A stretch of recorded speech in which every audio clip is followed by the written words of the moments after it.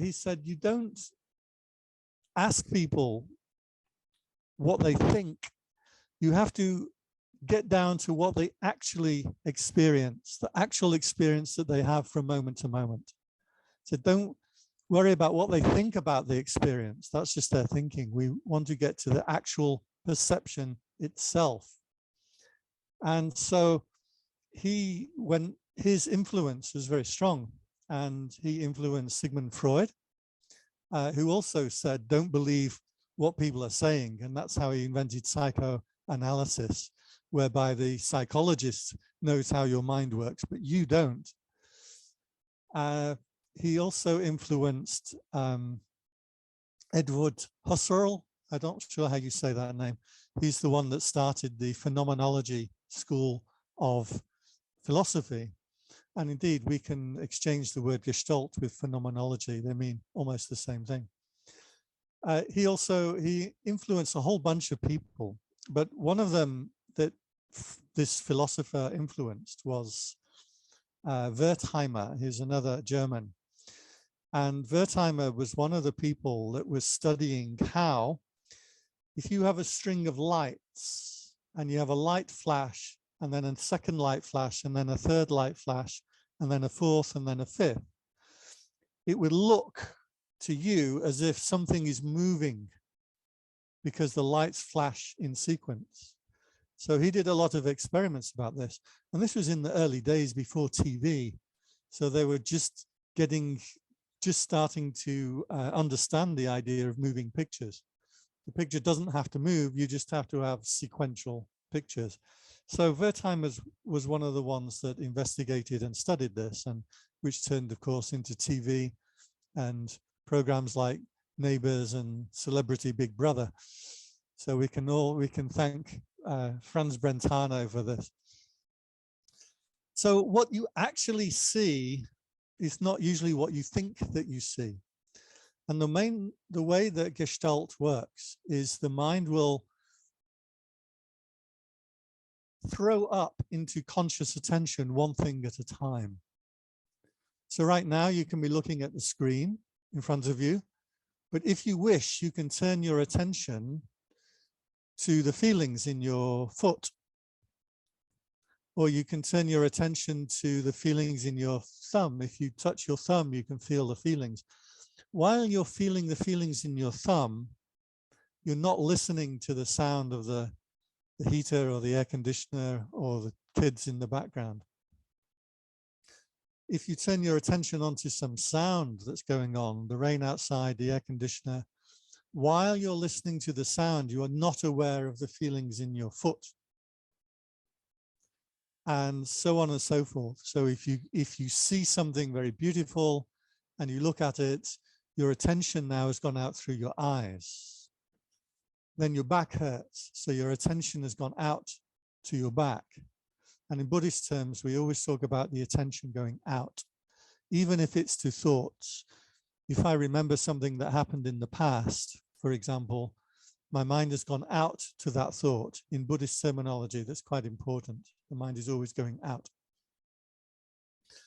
So the mind picks up one thing at a time, but the way that it works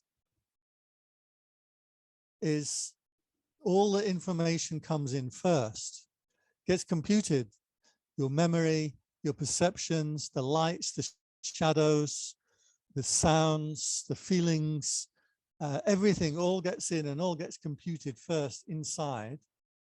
But what's presented to consciousness is one image, one thing, my foot, my history, my past, my future, my worry, whatever it is.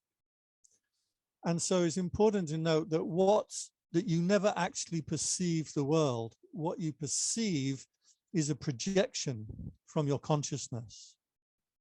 Now, I'm going to give an example. Can you see the donkey? Just give me thumbs up if you can see the donkey on the screen. Okay. Now, you look at that donkey. How do you think the donkey is feeling?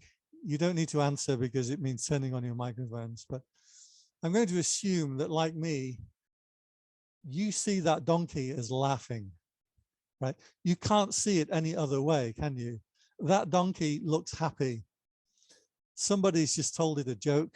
I don't know any donkey jokes that aren't rude, but somebody's told it a joke and the donkey's laughing. You can't see it any other way.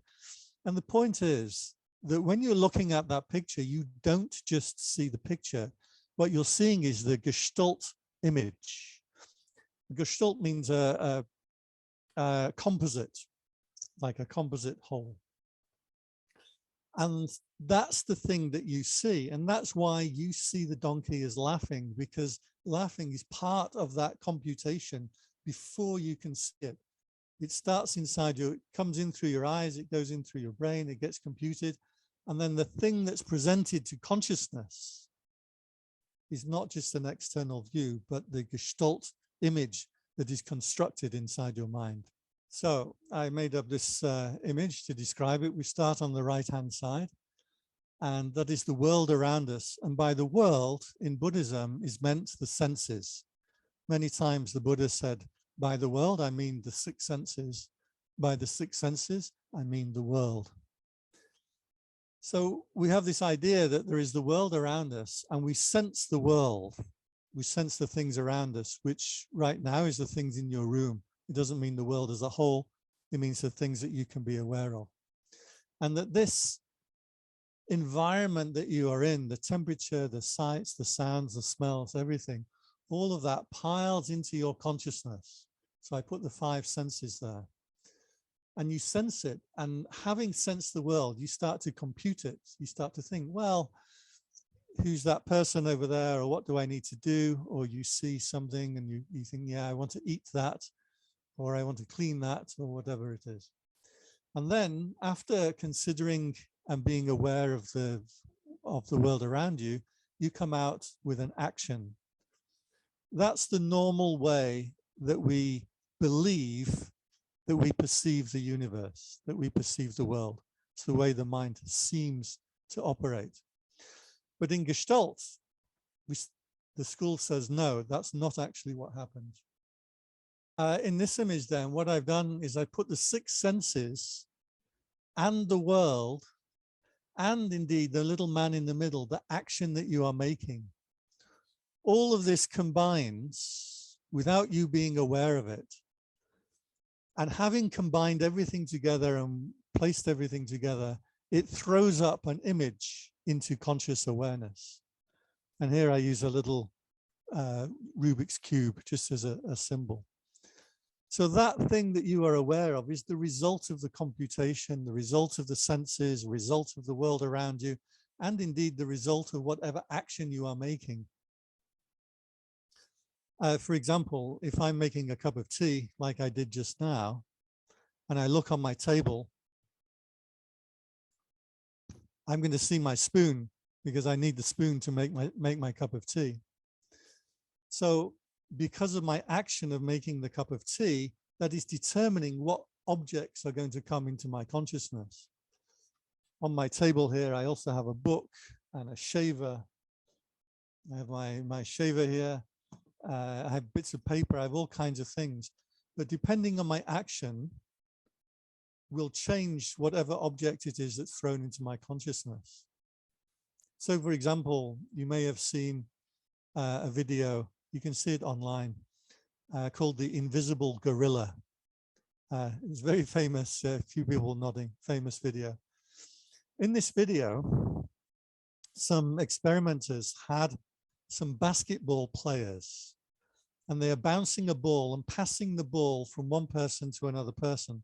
And your job, watching the video, which was only 9 seconds long, was to count how many people the ball was passed to. So while you're paying attention, watching this ball get passed from one person to another person to another person to another person, onto the middle of the screen walked a woman in a gorilla costume. And she stood there and made a few gorilla actions and then walked off the screen. And it turns out that 70% of people who watched the video didn't notice a woman in a gorilla costume coming onto the screen. Now, you will look this up on YouTube and you will see the gorilla. because you know about it. But believe me, I can throw up 100 videos to you and I'll trick you every time. Because the viewers are watching the ball, they're not paying attention to the other things. So even a gorilla walking into the middle of the screen and walking off, you won't notice because of your action, and your action is following the ball. So in this video, in this picture here, you can say I put the little man in the middle. He represents action. You've got the senses, you've got the world around you. You've also got your memory, you've got your intention. All of this combines and throws up an object into conscious awareness. So that's how Gestalt works. And I can give you some more examples. One of my favorites. This was a very famous cat who was called Grumpy Cat. I don't know if you know, but he died last year. Very sad. Now, you know, because you're intelligent, educated, smart people, you know that that cat is not grumpy, right? You know it in your mind, right? That's just the way the cat looks. That's its face. You know it's not grumpy. But is there any way that you can look at that picture and not see a grumpy cat? That's because you're not seeing the picture itself. You're also, the pictures come in through your eyes. It's got computed. It's been formulated into an object, and that object is being presented to consciousness. And that's why you see a grumpy cat. A recent example that I saw, I quite like this one. So hopefully you can all see the bird fly. Just give me a thumbs up if you can see the bird flying in the sky. Okay. Now, let me ask you, is that, oh, I like your cat, Susie there, yes. So let me ask you a question. Is that a bird flying in the sky, or is that a bunny rabbit doing a ski jump? Okay. Now, if you look carefully, Meredith, you're looking a little quizzical there. Can you see the bunny rabbit? Just give me a thumbs up if you can see the bunny rabbit. You can't see the bunny rabbit. It's a bunny rabbit doing a ski jump across the screen. Okay, now you see it. But you notice that once you've seen it, you can't unsee it, right? It's there because you're not seeing the picture on the screen. You're seeing a gestalt that's being thrown up into consciousness. And that's what you're actually seeing. Now, if you play with it, you can actually switch between a bird and a bunny, right? You can throw your conscious, but you can't see both. Because in your mind, it has to compute either a bird or a bunny, and it's going to see it one way or the other before your consciousness is aware of the picture. That's why you can only see it as the bird or the bunny. The fact that you can switch between the two shows that your conscious, your gestalt depends upon your action or your intention. If you're intending to see the bunny, you can see the bunny. If you're intending to see the bird, you can see the bird. But what you can't see is just a black splodge on a red background. You can't see that because your mind will automatically try to make it into an object. This is what is meant by Gestalt.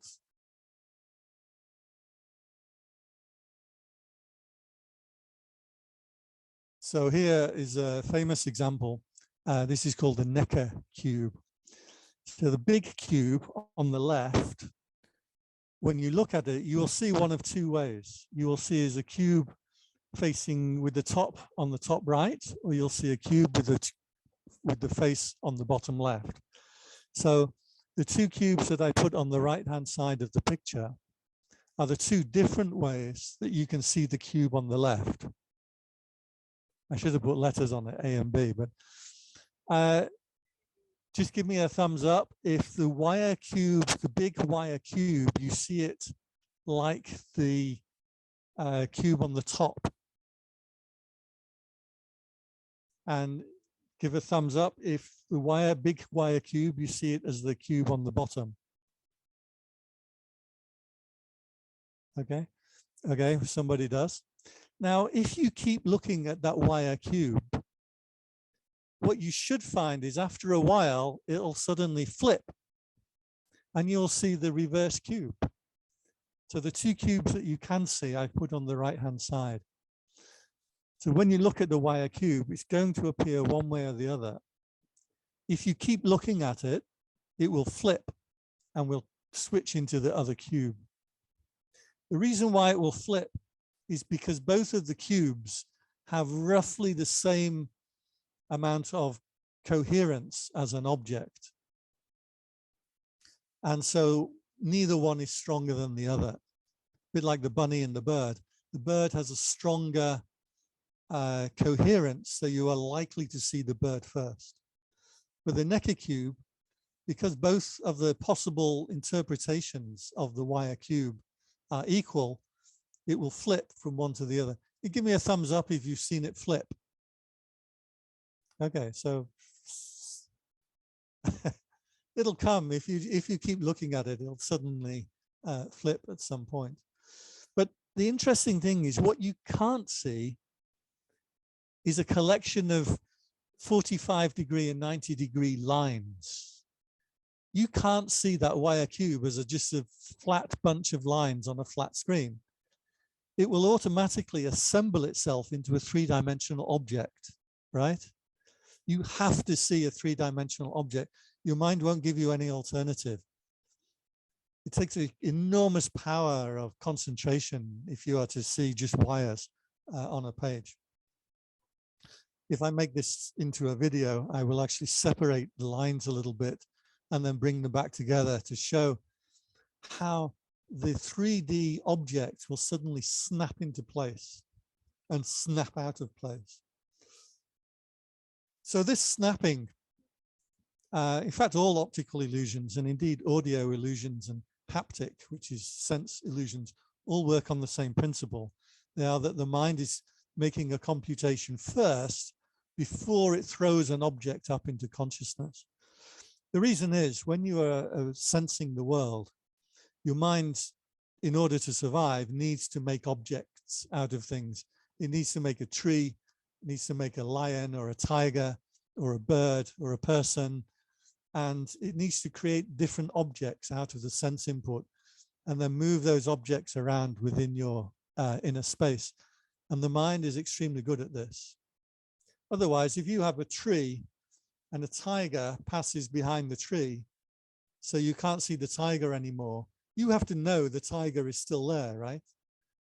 So the reason the mind works in this Gestalt fashion is it formulates objects and tracks those objects around in three-dimensional space. And that's what Gestalt is about.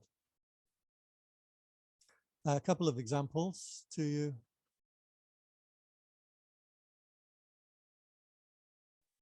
Now, I'm not sure what this fellow is, whether he's a walrus or I'm not quite sure what kind of animal it is. But looking at that animal, you know that it's not smiling, right? It's not laughing. You know that it's not laughing. But your mind will throw that object up complete for you.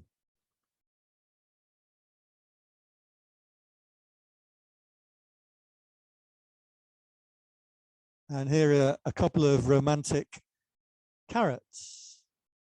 You swear that they're hugging each other. You know that they aren't, but you have no choice because your mind is computing this before it comes into consciousness. You are not conscious of what's on the screen. You are conscious of the object that your mind has made. Now, I want to ask you, in the previous image, the seal or the walrus or whatever it is, I want to ask you about the background to the picture, and I'll give you a multiple choice. It was either snow, pebbles, sand, or see. The background to the previous image of the walrus, seal, or I don't know what it was, a sea lion, whatever it was. So give a thumbs up if you think it was sand. Give a thumbs up if you think it was sea. Give a thumbs up if you think it was pebbles. And a thumbs up if you think it was, what was the other option I gave you? Okay.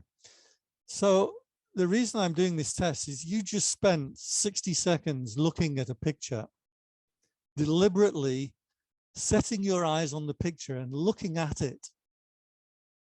And you didn't see the background. You didn't notice what was in the background. Usually about 30 to 40% of people can actually get it correctly. Let's go back. So I think it's pebbles. It may be some kind of seaweed. I'm not sure. So the point was that you looked directly at that, but you didn't see it. What Gestalt does is it will take all the information, decide on an object for your attention, and fade everything else into the background. And will present you with a single object. Even though you feel like you're aware of the world around you and so many things, you're actually not. So this idea of a Gestalt object is actually what the 5 khandhas are in Buddhism. And I put this picture up to show you that the thing that you see here is a table with a crayon on it. Now, is a table one thing or many things? In theory, a table is 4 legs and a top. It needs a degree of hardness and steadiness. If it's made out of wet noodles, it's not a table. It needs a degree of hardness and steadiness. It needs a certain size to be considered a table. Could be too big or too small, but and in this case, we've also put a shadow underneath the table to give it an extra 3-dimensional feel. So what you are seeing now, is it one thing or many things? You know that that table has 4 legs, don't you? Even though you can only see 3 legs, you know that it has 4. In your perception, in your Gestalt, you see, you also see the bits that you can't see. Your mind fills in those pieces for you. Now you can flip your perception. You can say the table, and then while you are perceiving the table, you are not able to read the words on the screen. If you are reading the words on the screen, the table will fall into the background and the word will be your Gestalt foreground. You understand? So the mind is constantly taking in the information, finding one particular object, throwing that object into your conscious awareness, and then switching to another object, to another object, to another object. If you are reading the words, the picture of the table fades into the background. You always, in terms of psychology, you say it's a figure on a ground, but you could say foreground and background. Technically, that's not quite correct, but it's close enough. So while you are reading some of the words, the table becomes background, and your Gestalt, your object awareness is the words. While you are looking at the table, the words become the background and you can't read them. While you're looking at the table, you can flip. Are you seeing a crayon as the foreground and the table as the background? Or do you see a table with a crayon as the foreground and the words as the background? If you're careful, you can see how your mind will flip between these different perceptions. And that's the mind picking up one thing, dropping it, picking up another thing, dropping it, picking up another thing, dropping it. And this is how the Buddha described consciousness. He said, the mind is like a monkey swinging through the trees. It grabs hold of one branch, lets go, grabs hold of another branch, lets go, grabs hold of another branch. Note, the Buddha isn't describing a messy mind. He isn't describing your mind that's unconcentrated. He's describing any mind, all minds, all conscious moments of wakeful awareness. Your mind is latching onto one object, dropping it, picking up another object, dropping it, picking up another object. Question is, what happens if your mind stops picking up objects? This is our task in meditation. We'll come back to it. The crayon on the table here, note that when you see the table, you see both material and non-material aspects to it. You can't just see a physical thing or feel a physical thing. There is always a mental element to it too. So while we're looking at the table, in theory, that's just a picture. But we know that actually that's not true. It's not just a picture because it includes consciousness or vijnana. These are the 5 khandhas in Buddhism, right? The 5 aggregates. You have the material form, which is the table, or the sight, we should say, the vision.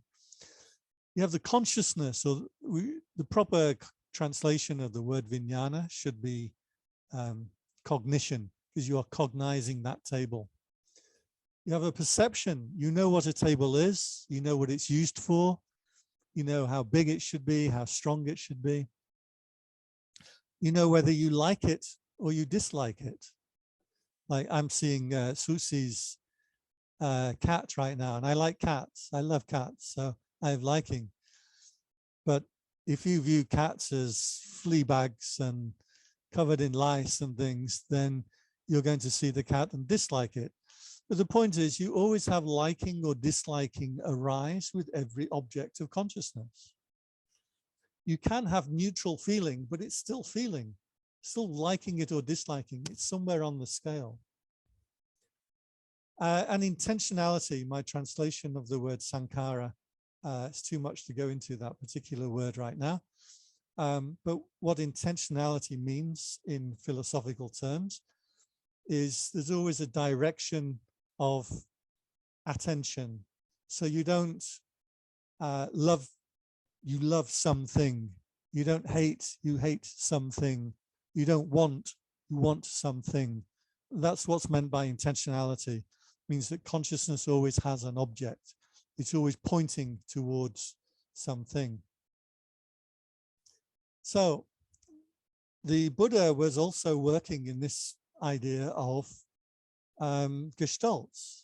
He was saying that something that's thrown up into your mind, into your attention, isn't just a sight or a sound or a smell. It's also your cognition of it, your perception of it, your memories of it, whether you like it or dislike it.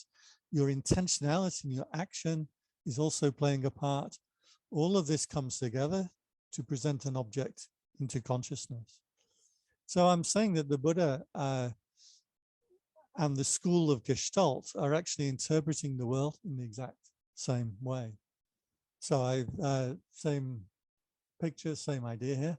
But notice I put the word internal or external on the screen because I've been working with things that you can see because that's our medium right now. But you can close your eyes and remember your children's face or your parents' face. You can close your eyes and think about how sand feels or how sea smells. You can close your eyes and imagine cheesy Vegemite spread going on a piece of bread and your saliva going, right? So these objects can also be internally generated just as much as externally generated. Now in Buddhist terms, it doesn't matter whether it's internal or external. We count the mind, the citta, as going out to the object. What that means is the mind gets caught up, latches onto, gets caught up and involved with that object. So I'm now thinking about cheesy Vegemite. My mouth is watering. I'm wondering how I'm going to get some cheesy Vegemite. I do have Marmite here. Actually, I had Marmite today, so proper British Marmite. So even if I think something up in my mind, that's still counted as my mind going out to an object. Because in Gestalt terms, it doesn't matter whether it's in your brain, in your memory, or whether it's in the world around you. It doesn't matter. The mind is latching onto one object, letting go, latching onto another object, letting go, latching onto another object, and letting go. So the famous example in Buddhism is the example of a cart. And the question was, where in the cart is the cart? You'll find this in a discussion of self in Milinda Panha, the questions to King Milinda. There's also a famous sutta with one of the nuns, and she was asked why she's doing meditation, and she was told that being a woman, being a bhikkhuni, she wouldn't be able to do meditation, so she should go home. And she said, where am I, a male or a female? Where is myself? And by that means, she defeated Mara and was not caught up in delusion. She was actually one of the arahants. So in the image of the cart, I am always looking that way, by the way, because my big screen is on that side. On the image of the cart, where is the cart? Is the cart in the wheels? Is the cart in the base? Is the cart in the sides? Where is the cart in the cart? Well, when we're looking for the cart in the cart, we can't find the thing that is the cart. But when you assemble all of these things together in a certain way, we have a gestalt of a cart. There is no real cart out there in the world. There is a wheel, but even the wheel, is that a real wheel? Or is that a ring of wood with spokes and an axle? Is it the wood or is it the nails that are holding the wood together, or the glue? When we go looking for any object, you can't find that object. It doesn't exist. This was a central key part to Buddhist philosophy. And this is why the Buddha taught there is no self. You don't have a self. The cart doesn't have a self. Now, my question is, does the cart exist or does the cart not exist? By the way, I updated it for you. I thought it might be a little easier for you to understand. So where is the trolley? Is the trolley in the wheels? Is it in the wire? Is it in the basket? Is it in the crazy little children's seat? Where is the trolley? So the point is, the trolley does not really exist.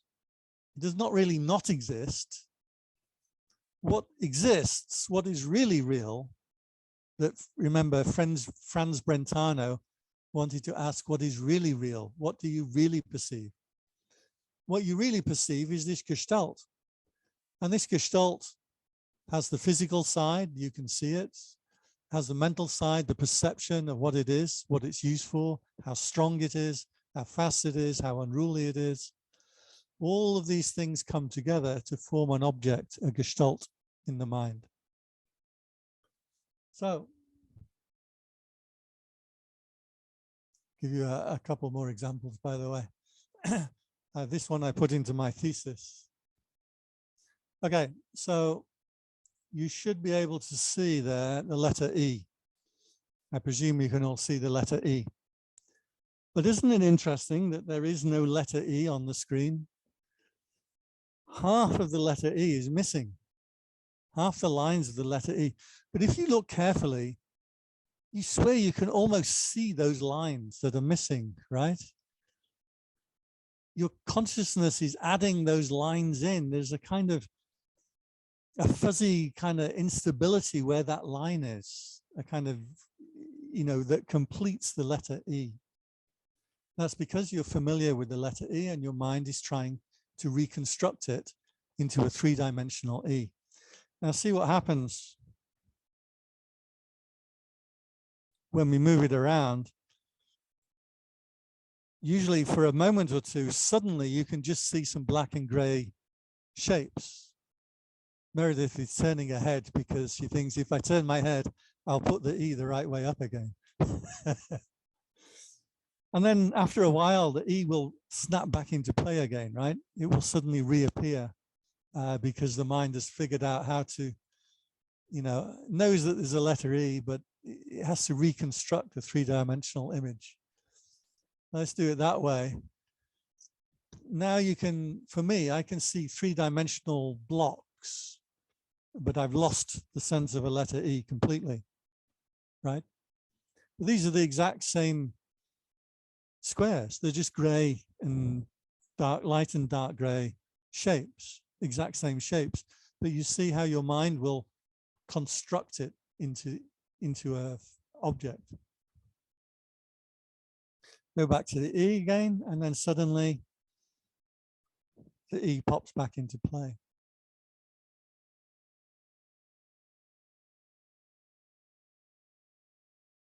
So in terms of dependent origination, which is the topic of the talk that I gave last time, there are 12 links to dependent origination. It's not necessary to read or to understand all of these 12. I'm only presenting it here for those of you who are familiar with the teaching. In dependent origination, there are 12 of these links that show how something pops up into consciousness, how these gestalts pop into consciousness, and how this leads to constant rebirth from lifetime to lifetime. So just in very quick run through, it's because we don't know this process of the mind creating objects and throwing them up into consciousness that we get caught in liking and disliking those objects that our conscious mind constructs. With those, and that's because we don't know the system, we don't understand how that works, that we are caught in ignorance. Avijja, vicca means the method, and avijja is not knowing the method, being without the method. So because we don't know this method, mixed together with our sankhara, background mental states, whether you're light or dark, bright or dull, excited or sleepy, you're in whatever actions you're intending, drives the consciousness out. So we get consciousness of an object arises. Nama rupa is the name and the form, which means you have the physical aspect and the mental aspect of every gestalt object. Remember we saw, even a shopping trolley has a mental aspect and a physical aspect. Because of these, our sense door is activated, that our mind is now locked onto the thing that we are looking at or listening to or feeling. Because of that, we have a feeling of contacting an object, and we like it or dislike it. We crave to get more of it, or we crave to get rid of it. We abide clinging to it, even if it's something that we don't like, we abide clinging to it. And because of this process of our mind going out, finding an object, clinging to it, we get caught up in this process continuously. And it's because we are caught in this process that lifetime to lifetime, our consciousness or citta is propelled into a new body and a new form over and over again. And that's why we get old, sick, and die. Now that's a 20-second run through dependent origination, which is a involved teaching. But this is the process. The process itself isn't that hard to understand. Last time when I was with you, I raised the example of Donald Trump. And because most people would either like or dislike Donald Trump, one or the other. But before I mention Donald Trump to you, he's not in your consciousness, right? You may claim that he's in your memory somewhere, or he's in your computer somewhere, but he wasn't in your conscious attention until I brought his name up.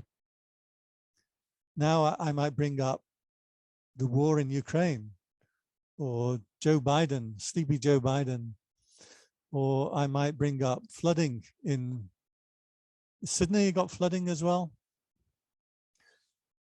And so your mind is leaping out to that object. If I talk about the flooding in New South Wales and your mind goes to that object, now you start to think. Up in Lismore, Bante Bodhi Tree Monastery, he's having a big flood there. Your mind has gone to that object and has got caught up in it. So in this particular sutta, I want to jump to the one of the suttas that the Buddha gave. And this will demonstrate. See if I can get it onto one page only.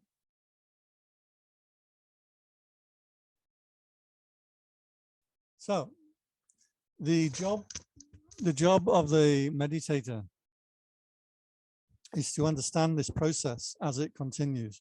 The mind leaping out to one object after another object to another object. So the way this is presented in the suttas, this is one of the many suttas that talks about this. The practice that we do is one of restraint. So we restrain consciousness from going out through the eye. You restrain consciousness from going out through the ear. We restrain consciousness from going out through the body, etc., for the 6 senses. So what we're doing is when these Gestalt images are thrown up into conscious awareness, we deliberately don't allow ourselves to get caught up in any of these Gestalts that are thrown up into awareness. And we do this by mindfulness of body. So here's one of the actual suttas. I've shortened it because because of time. So how is one not restrained?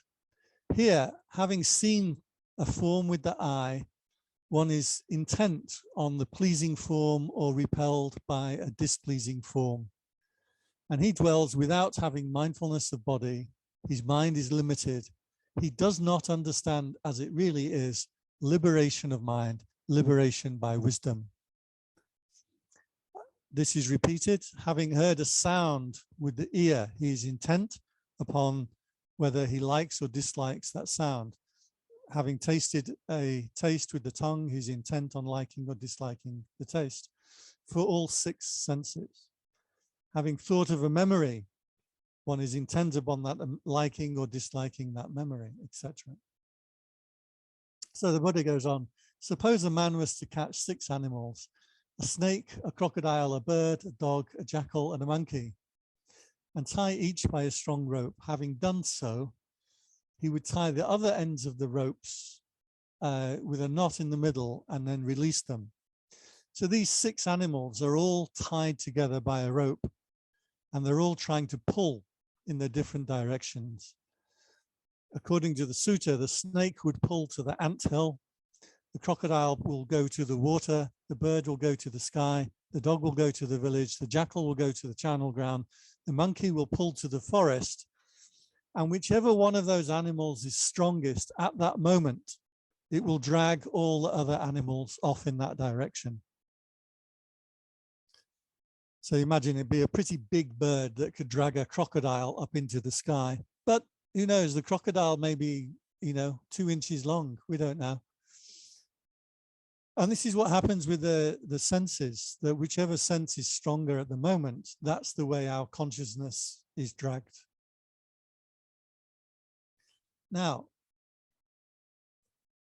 how does one... this is what happens when there is non-restraint. So now he says, bhikkhus, monks, what happens if there is restraint? Having seen something with the eye, the bhikkhu is not intent upon its pleasing form or repelled by its displeasing form. Having heard a sound with the ear, he is not intent upon whether it is pleasing or displeasing. Having tasted a taste, felt a feeling, thought a thought, he is not intent upon whether it is pleasing or displeasing. He dwells, having set up mindfulness of the body, with a measureless mind, He understands as it really is liberation of mind, wherein unwholesome states cease without remainder. So he gives the example, again, the 6 animals, all tied together. But the other end of the rope is tied to a stout post. So eventually, when these animals have become worn out and fatigued because they can't go anywhere, they would stand close to the pillar or post, they would sit down, and they would lie down there. In the same way, you are practicing restraint of the senses in meditation. If you practice it well, and you don't get caught up in any perceptions that the mind throws up, any gestalt that the mind latches onto one after the other, eventually what happens is the whole process of gestalting images stops. You are sat there aware, awake, pristine, bright, clear. You really understand teaching. You understand the teaching. You see that anything that comes up into the mind at that point, that's just going to be agitation. It's another gestalt. It's another perception that the mind is throwing up. And it doesn't compare to the mind that's pristine, or in the words of this sutta, measureless, limitless. So that's what we are doing when we're practicing meditation with mindfulness of the body. We are restraining the mind from going out to any kind of perception. So that was the actual teaching of the Buddha. I want to finish off. I've got plenty of time for questions, but how much you stick around is up to you. So let's go back to the question of the cart, or indeed the cat, or the happy donkey, or the grumpy cat. But let's use the example of the cart. Does the cart exist or not exist? Well, if you say the cart doesn't exist because you can't find the cart, it's not in the wheels, it's not in the axle, where is the cart? The cart doesn't exist. But at the same time, you know that the cart does exist, right? If you take a motor car and you have to go somewhere, you get into the motor car. You don't say the motor car doesn't exist. So the question of whether the cart exists or doesn't exist was a key question in Indian philosophy. Do things exist or do things not exist? The Buddha evades this question completely. He says what does exist is this gestalt perception that's thrown up into the mind, complete with its physical and its mental parts, and that gestalt will disappear and vanish. So the question whether something exists or doesn't exist in the real world or the world out there, that we can leave for philosophers. In terms of Buddhism, the Buddha said, if you have seen, I hope you can all see where I am here. If you have seen the origin of the world or the arising of the world, you cannot say the world doesn't exist. But if you've seen the cessation of the world, and remember, cessation means objects of sense.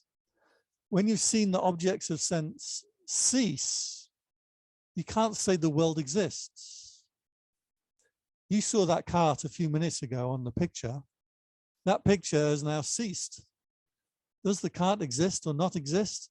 The Buddha says quite clearly here, both of these are the wrong question. He said, this is how right view is defined. All things exist. That is one extreme view. All things don't exist. That is another extreme view. By avoiding these two extreme views, the Buddha attains to the middle way. What he sees is a perception arises. We start with this word ignorance. A perception arises. It latches on. We get caught up in it. Then the perception disappears. That object disappears. He said the truth is all that is really happening is the arising of suffering and the cessation of suffering. So that's how the Buddha answered this question of whether things are real or not real, whether things exist or they don't exist. So I hope that has been clear. I hope that we've added a few things to the talk that I gave last time. I can give you one last little picture here to mess with your mind.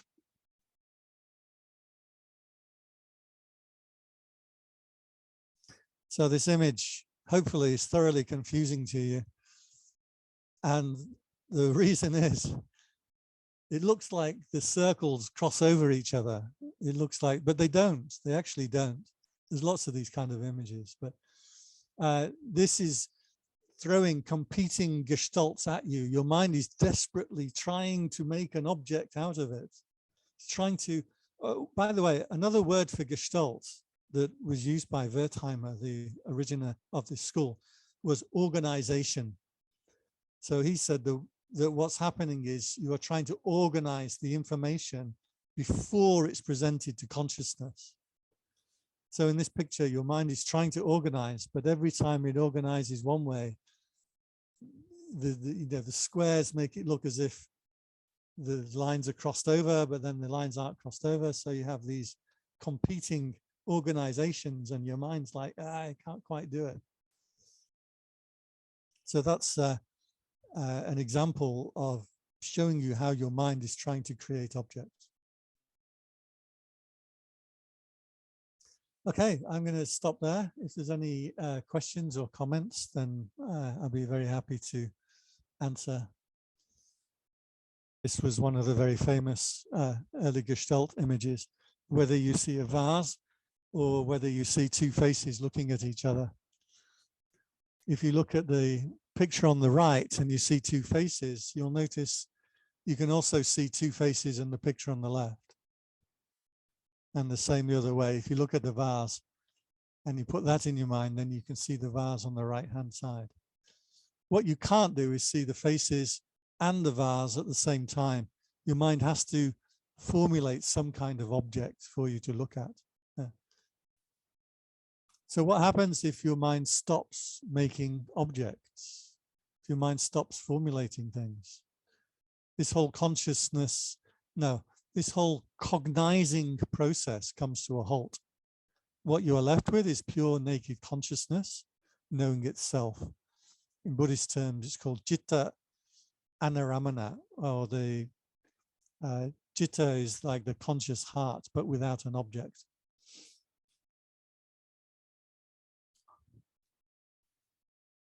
So it's up to you now. Tell me if I did a good job or a poor job of explaining it. And also, one of my hesitations is bringing psychology into Buddhism, because I don't think that Buddhism needs psychology. I don't think we need to understand psychology, but anything that helps us understand the teachings is useful. So I'll use stories, I'll use psychology. So I really feel that this school of Gestalt perception or cognitive science really explains a lot. When the Buddha says something like all exists and all does not exist, I avoid these two extremes. What does he mean by that?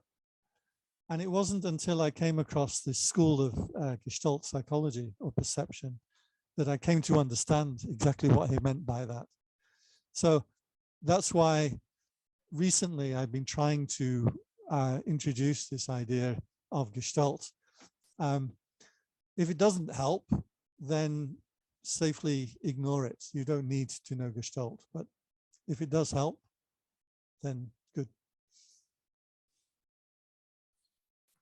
So, okay, if anyone would like to ask Bhante any questions, just welcome to unmute. Meanwhile, Bhante, I don't know whether you see the chat. So people are saying, thank you, Bhante. Faye was saying this session was the best I've heard to explain the whole mind aspect and Buddhist teaching on self and non-self, and mind going out. On self, not self, and going out, etc. That's what Faye was saying. Faye was saying that my mind didn't flip between images.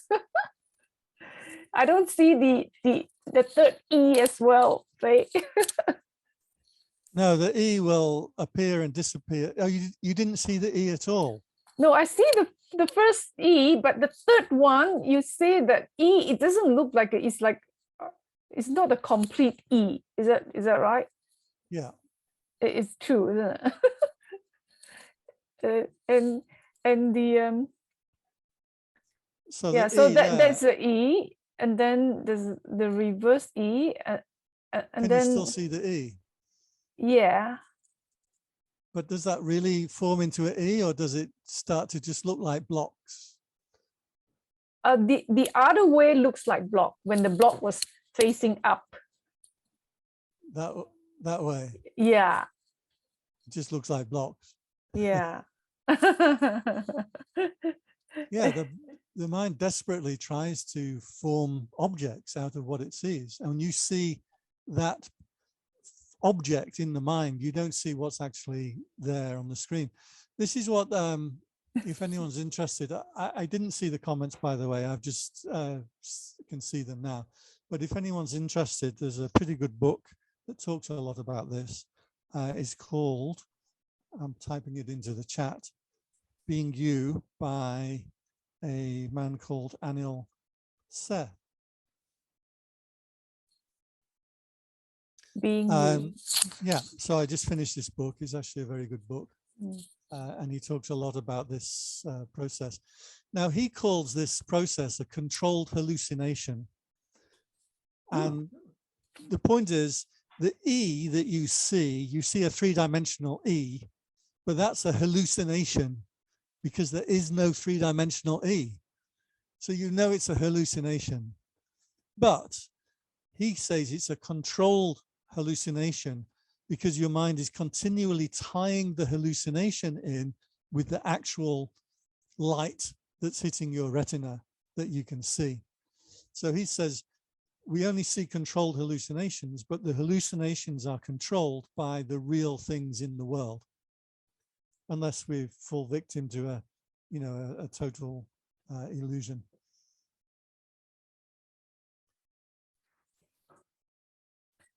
Yeah, there's so many thanks to Bhante about your excellent presentation.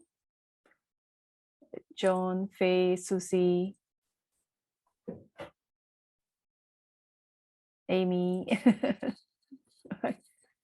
But anyone, do you have any questions for Bhante, since Bhante is here? And he can answer your questions. Some funny comments of people seeing the pictures flip and then not seeing them flip. Yeah. But you can do this with all optical illusions, right? The point is that your mind is trying to make a three-dimensional object. Yeah. And the vast, it's very strange that I can see the black, that means the black face, you can see both the face, but the white face, somehow you can kind of only see one face. And you got to like put some effort that before I can see two white face together. And the moment when I focus on the vast, the face is disappeared. Yeah. Now you mention it, I can only see one white face at a Yeah, time. one white face at a time, you know. Yeah. But the black one, you can see both together. Right. Yeah. The fact that the mind is flipping between these things shows that you don't see what's there. You see the gestalt that's put up into your mind. But here's the really clever part about Buddhism.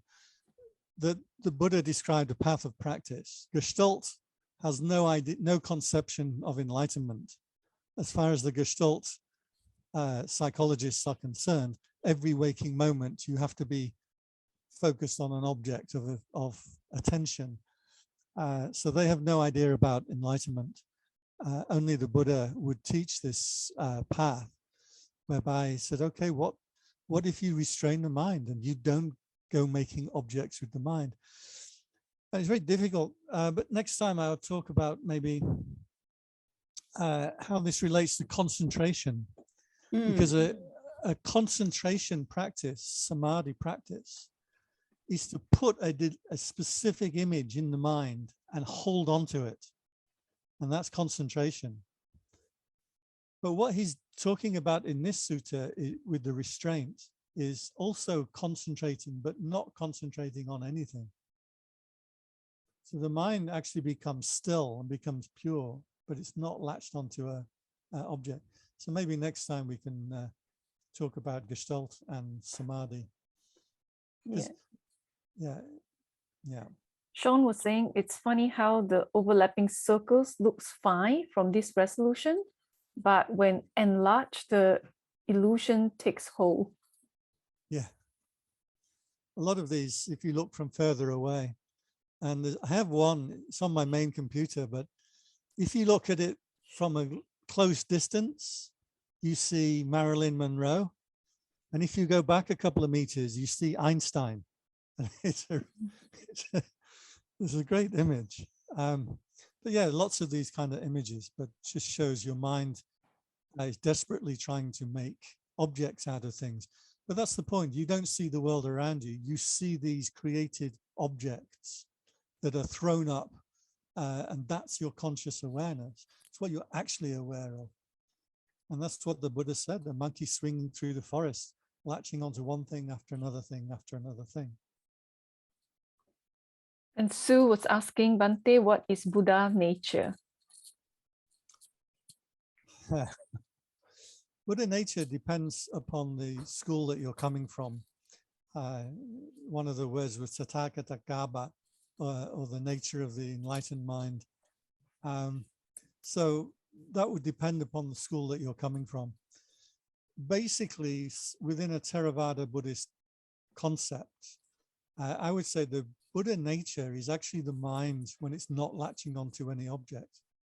The mind is just aware of the mind, or the citta knowing the citta without any objects. That then is Buddha nature. That's enlightenment.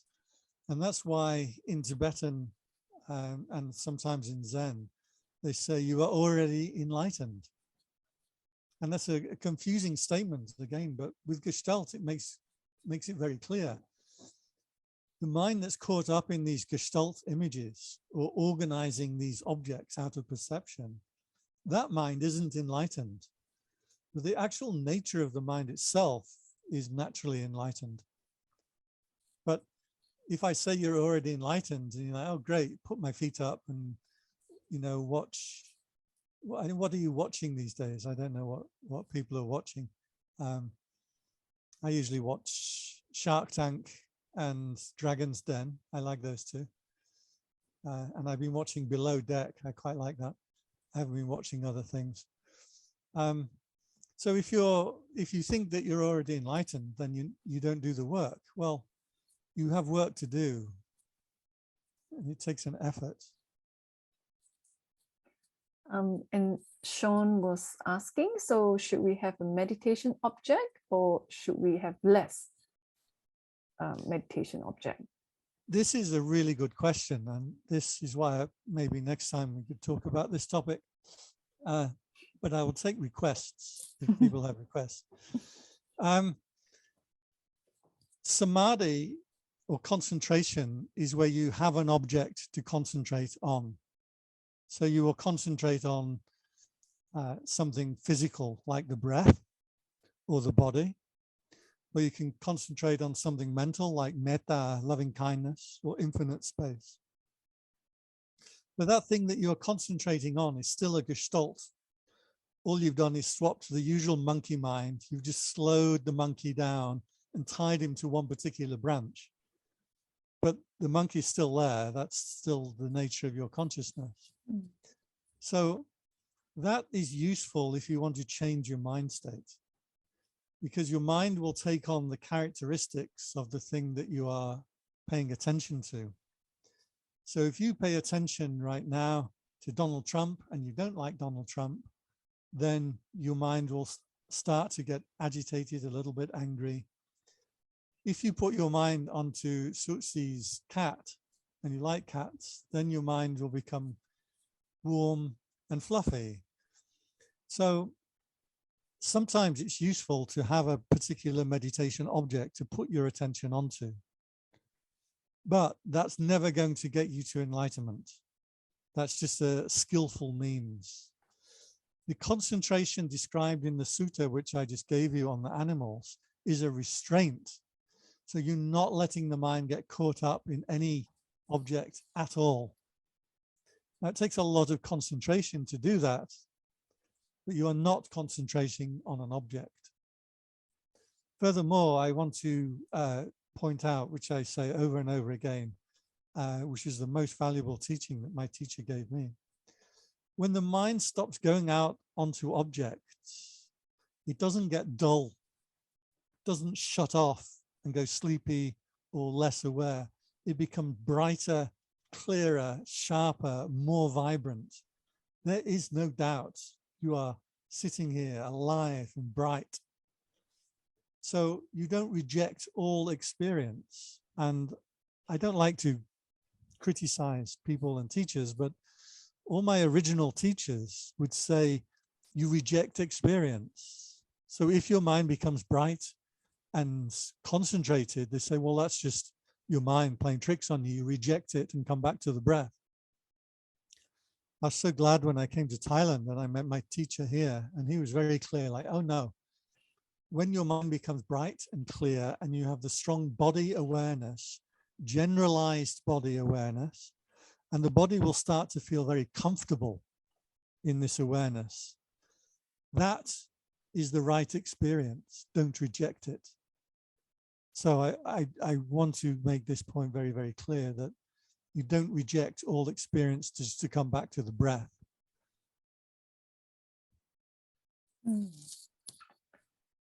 Right. Zen was saying that this was quite helpful in noticing more perceptions, going from listening to noticing. I've got earphones in a room with some light to a Gestalt of painful knees. And thank you for that teaching, Bhante.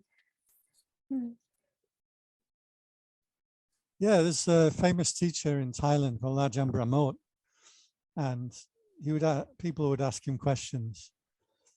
One of the answers that he gave while I was there, a woman said to him, I'm having so many problems with my children.